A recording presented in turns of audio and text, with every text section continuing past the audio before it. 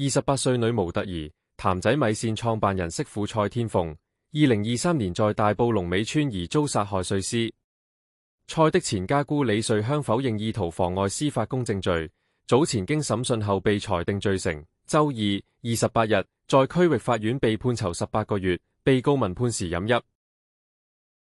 法官陳廣慈判刑時，被告行為衝擊和蔑視司法制度和社會公義，護指深切不能亦不應成為求情理由和犯案辯解。又指雖然歷史並沒有如果，但若被告能大義滅親，以免兒子一錯再錯，勸喻他面對盜竊罪的指控，接受法律制裁，那麼很多事情都未必會發生。